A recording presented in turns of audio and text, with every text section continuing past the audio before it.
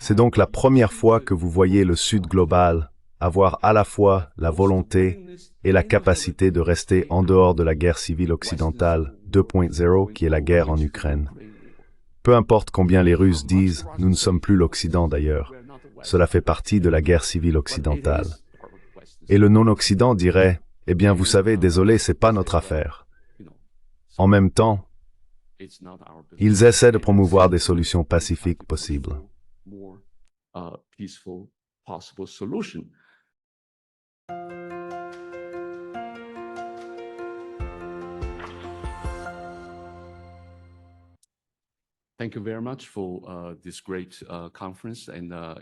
Merci beaucoup pour cette excellente conférence. C'est un plaisir pour moi d'être ici, dans cette ville très agréable et magnifique de Kyoto, lors de ma toute première visite. J'ai beaucoup appris de vous tous, les intervenants et les panels, au cours des 2 derniers jours.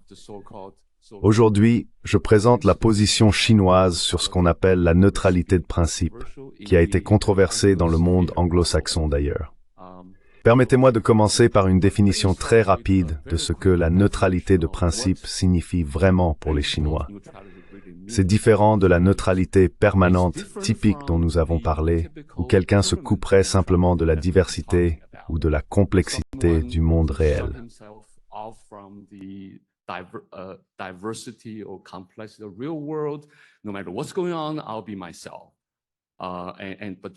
Peu importe ce qui se passe, je resterai moi-même.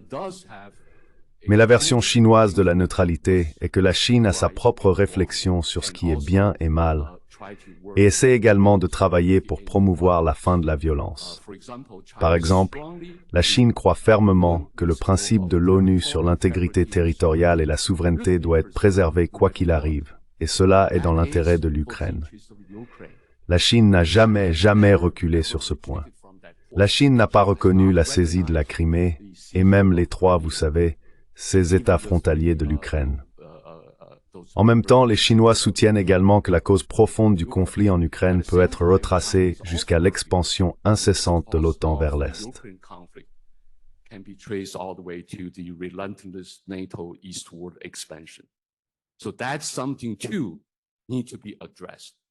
C'est donc quelque chose qui doit être abordé pour une paix durable, non seulement pour les Russes, les Européens et les Chinois, mais pour le monde entier, à l'ère des armes de destruction massive et de l'intelligence artificielle. Parler de qui va gagner la guerre ou que la Russie doit être vaincue, c'est comme parler de qui gagne le tremblement de terre à Mexico ou l'ouragan en Caroline du Sud.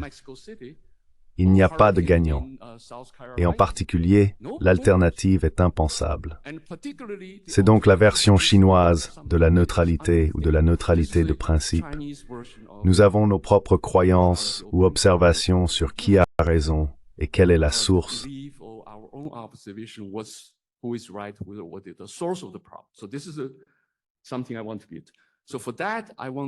C'est donc un sujet que je souhaite aborder. Je veux parler brièvement de ce que je considère comme les 3 principaux moteurs ou points que j'ai notés ici sur une seule feuille. La relation actuelle entre la Chine et la Russie est un facteur majeur pour la position neutre de la Chine. Le deuxième point majeur est de placer la neutralité chinoise dans le contexte de l'essor du non-Occident ou du Sud global.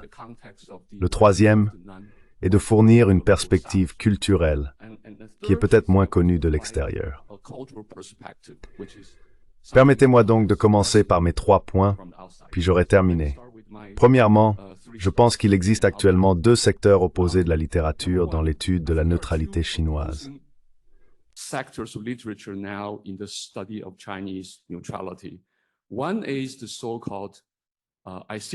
On parle souvent de la soi-disant prolifération d'un partenariat stratégique ou d'un partenariat global entre les dirigeants chinois et russes. Moi-même, je suis confus, car en même temps, la Chine a développé la même chose avec de nombreux autres pays. J'ai oublié combien de partenaires stratégiques, la Chine a d'ailleurs, j'ai perdu le compte, et c'est une notion exagérée des relations bilatérales. D'un autre côté, vous avez l'utilisation croissante et plus à la mode de termes comme axe du mal et autoritarisme, comme l'a mentionné mon bon ami le professeur Suter à l'université de Georgetown, et aussi le livre de Bobo Lo, en 2008, The Axis of Convenience, How China and Russia are Reshaping Global Order. C'est donc une prolifération d'axes pour diaboliser tout ce que font la Chine et la Russie comme une menace pour l'Occident, la soi-disant école de la menace.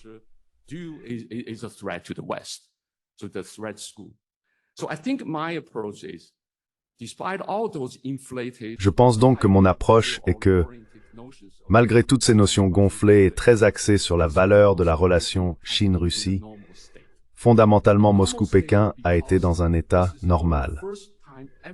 Un état normal parce que c'est la première fois depuis 1989 que la relation Chine-Russie est stable, égale et mutuellement bénéfique.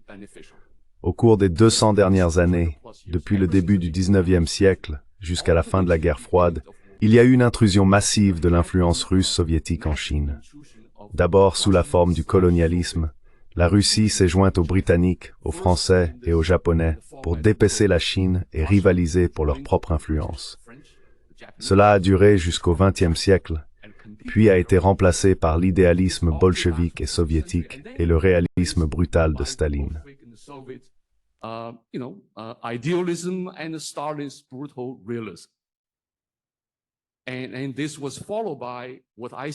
Et cela a été suivi parce que je considère comme l'alliance lune de miel entre la Chine et l'Union soviétique, qui s'est rapidement transformée en un cauchemar d'hostilité pendant les 30 années suivantes, jusqu'en 1989, lorsque les deux pays ont normalisé leurs relations.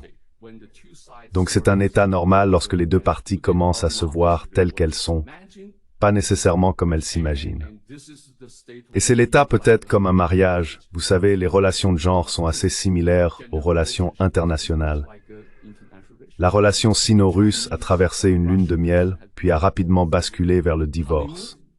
Nous n'avons jamais connu de mariage, d'ailleurs. Donc maintenant, l'état normal est comme un mariage, qui est bien plus exigeant, difficile et nuancé lorsque les deux parties commencent à interagir l'une avec l'autre.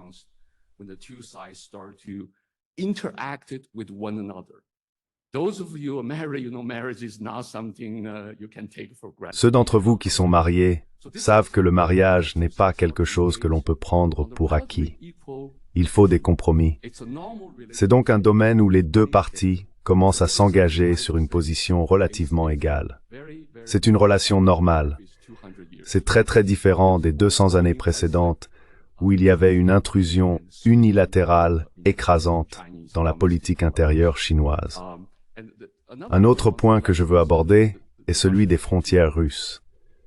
Dans ce cas, la frontière Russie-Chine est actuellement longue de plus de 4000 km. Elle était de 7000, mais l'effondrement soviétique a laissé des États d'Asie centrale. Les deux parties ont en fait travaillé pendant 15 ans, depuis le début de la normalisation en 1989 jusqu'en 2004, pour signer le traité final légalisant la ligne de 4000 km.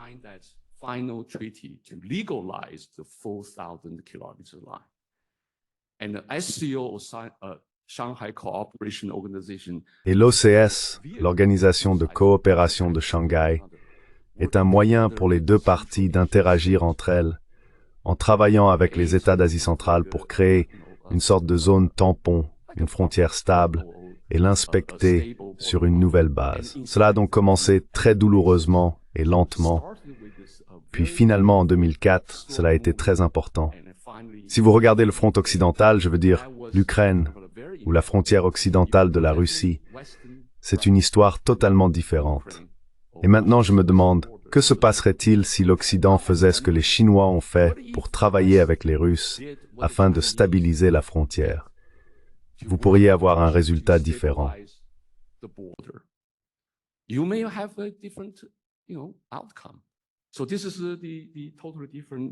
Ce sont donc deux récits totalement différents des deux frontières de la Russie. Je ne dis pas que l'approche chinoise est meilleure que celle de l'Occident, mais c'est une approche différente, et nous devrions l'examiner. Voyez comment les nations règlent des conflits de longue durée qui ont duré des centaines d'années. La Chine a en fait beaucoup souffert, mais n'a pas profité de l'affaiblissement des Russes. Peut-être parce que les Chinois croient vraiment ce que Bismarck disait. que la Russie n'est ni aussi forte ni aussi faible qu'elle en a l'air. La Russie a un potentiel énorme, mais aussi une capacité énorme à causer des problèmes. Mais respectez cette grande puissance. Ne jouez pas avec elle, car l'histoire précédente avec la Russie a été dévastatrice pour les Chinois, même pour ma génération.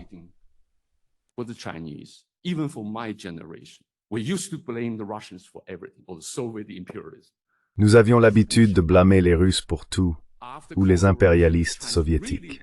C'est absurde. Après la révolution culturelle, les Chinois ont vraiment examiné nos propres problèmes. Nous ne blâmons pas les autres pour nos problèmes. Apprenons de tout le monde. C'est de cela qu'il s'agit dans l'ouverture et la réforme chinoise. Ainsi, la Russie est un élément très important dans la perception chinoise du monde extérieur. Je tiens vraiment à souligner que j'ai mentionné l'article de George Kennan de 1987 dans le New York Times, où il considérait l'expansion de l'OTAN comme une erreur fatale. C'était 2 ans avant la première vague d'expansion de l'OTAN en 1999. Mais le président Clinton l'a commodément ignoré. Peut-être était-il confus par Lewinsky, je ne sais pas.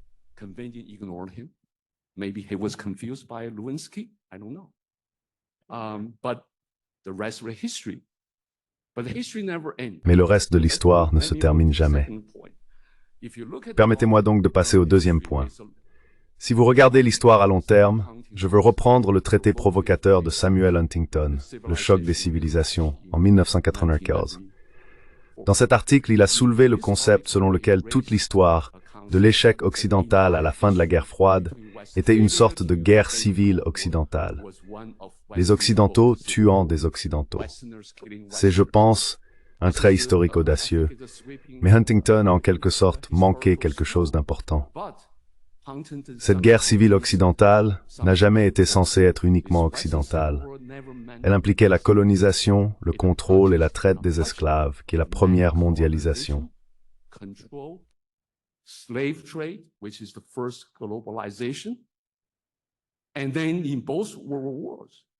Et puis, lors des 2 guerres mondiales, les parties non occidentales ont été forcées de combattre et ont combattu des 2 côtés.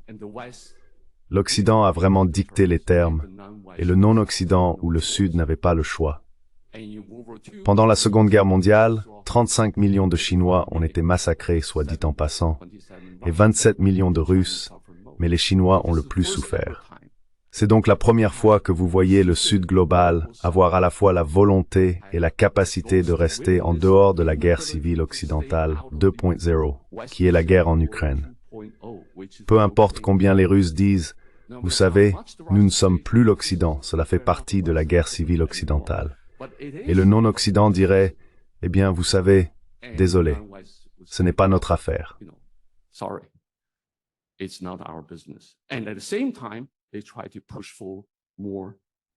Et en même temps, ils essayent de promouvoir une solution plus pacifique possible.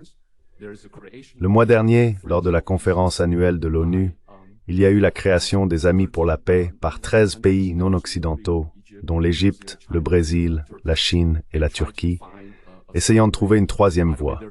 D'ailleurs, il y a beaucoup de propositions en cours, mais je pense que celle-ci est une initiative du Sud collectif. Et j'espère que c'est peut-être l'un des efforts qui pousserait dans ce sens. Donc c'est, je pense, et la Chine en fait partie. Je pense qu'un autre point est de voir comment cette neutralité chinoise fonctionnerait. Et cela, je dirais, est un long chemin depuis 1954, lorsque le mouvement des non-alignés a été lancé.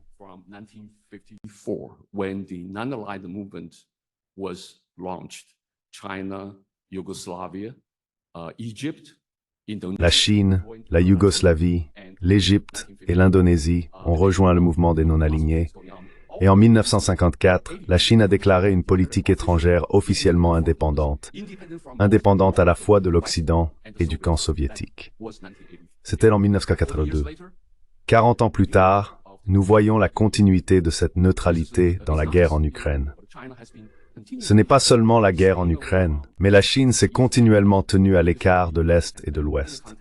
Cela s'inscrit donc dans le contexte de la situation mondiale. Enfin, je veux aborder l'élément culturel. En 1997, la Chambre des représentants des États-Unis a publié une résolution pour commémorer les 2500 ans depuis la naissance de Confucius.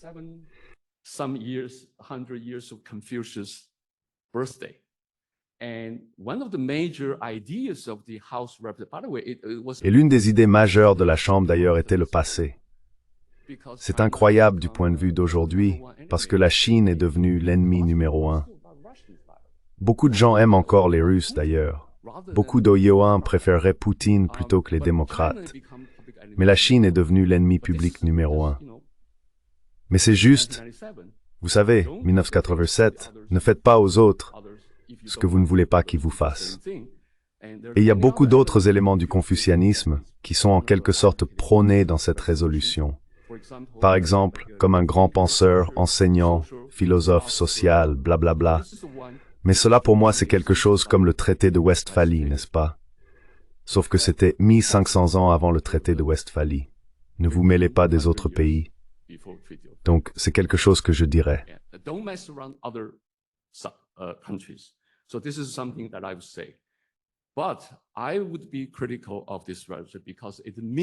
Mais je serais critique de cette relation car elle répond à l'idée centrale importante du confucianisme, qui est la voie du milieu. C'est un carré, n'est-ce pas? Et je n'étire pas l'imagination comme un court de tennis ou un terrain de volley. La notion de voie du milieu consiste essentiellement à tracer une ligne centrale, comme un terrain de sport typique, et c'est ce que signifie la langue chinoise, la voie du milieu, juste le milieu. La langue chinoise est graphique, contrairement aux langues romanisées ou latinisées, juste une image. Et cela signifie aussi la neutralité, et cela signifie aussi la Chine. Donc de ce sens de neutralité découlent deux types différents de systèmes internationaux.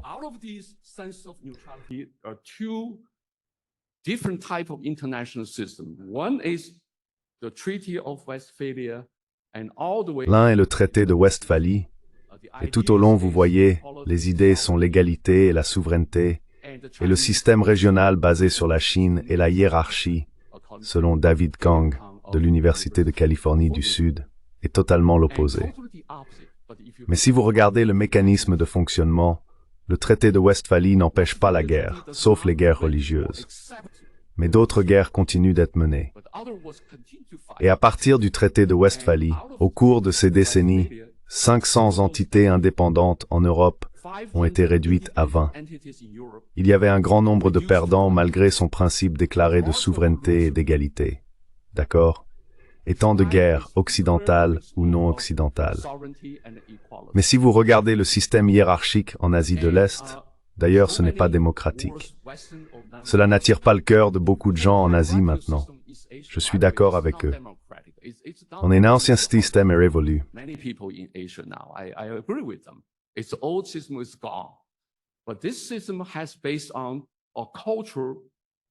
Mais ce système repose sur une culture et la notion d'impartialité, ce qui signifie, selon la définition d'Henry Kissinger, que la notion chinoise des relations internationales signifie impartialité, non pas égalité, non pas équilibre des pouvoirs, mais influence culturelle.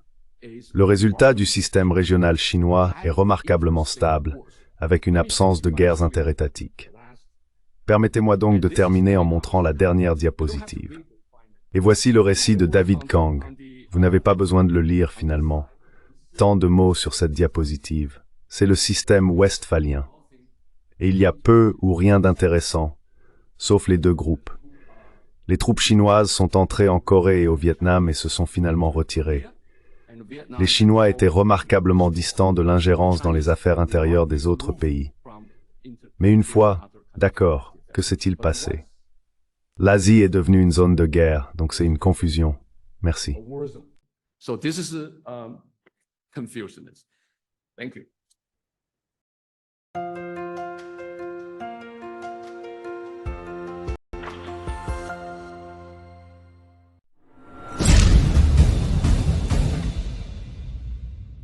Si vous appréciez Last New Traduction, veuillez envisager de nous soutenir sur Patreon. Le lien est dans la description. Merci beaucoup.